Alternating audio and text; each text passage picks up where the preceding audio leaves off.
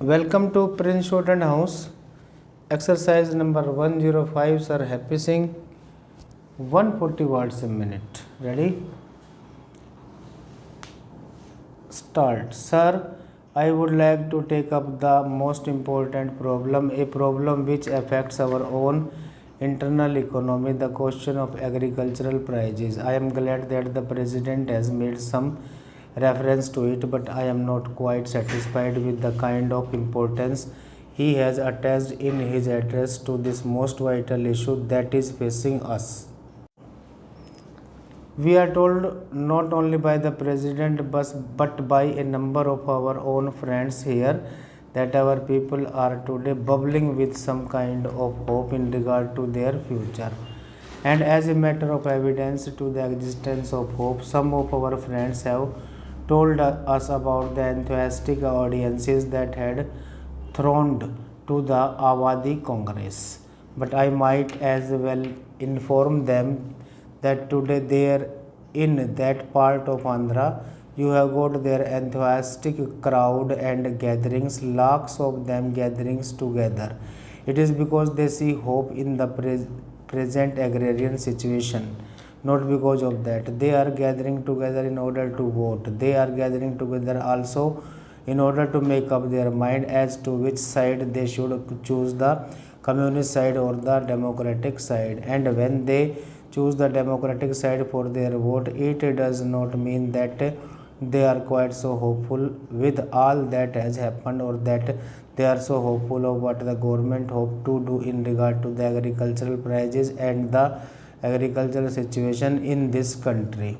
But when it comes to it, they are determined to vote in favor of democracy and not to go to the way of dictatorship. That necessarily means an additional responsibility on those friends of our here who told the reins of power on behalf of democracy. Are we quite sure that the government is doing all that it ought to do and expeditiously and effectively in order to protect the interests of our agriculturists? It is true that there are people in our country who legitimately and naturally insist that agricultural prices should not be too high, but at the same time it is only reasonable for those of us who champion the cause of the agriculturist to expect these consumers, the champions of consumers, to agree to pay what are known as remunerative prices.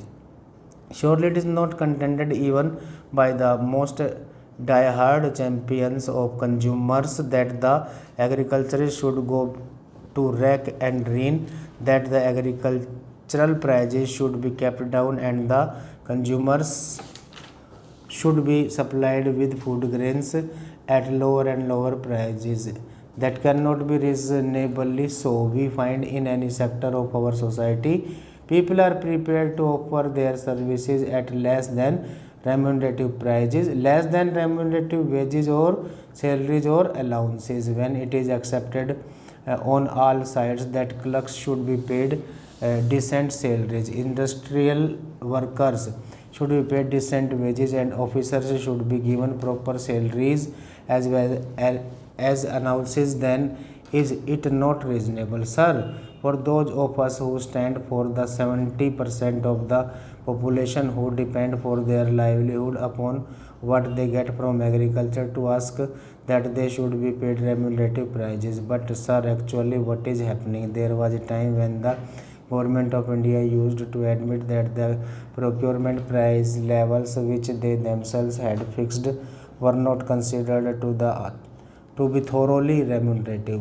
They were less than remunerative, and at the same time they insisted that the peasants should sell their food grains and place them at the disposal of the Government of India at those procurement prices in the open market, which the government were pleased to consider to be a black market. Prices were twice as high, and the peasants were prevented from selling in that open market. They were forced to sell at the procurement prices, and often at times as a matter of penalty, because the peasants were not able to deliver their food grains on the dates and at the places which were notified by the government. They were paid much less as some penalty had to be deducted from the procurement prices. If we keep those facts in mind, we would be able to realize how unreasonable it is that our government should be slipping as it were during the last 8 or 9 months while the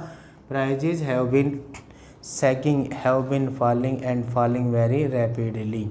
If they were to look into their own statistics, which are not quite satisfactorily collected for all those areas where the depression is having its worst possible effect, they will find, sir, that the prices have gone down by more than 30%. In many places, they have even gone down by more than 80%, and yet all the government are able to offer us today to tell us that in the case of certain commodities they are prepared to purchase certain quantities at certain specified prices. Stop.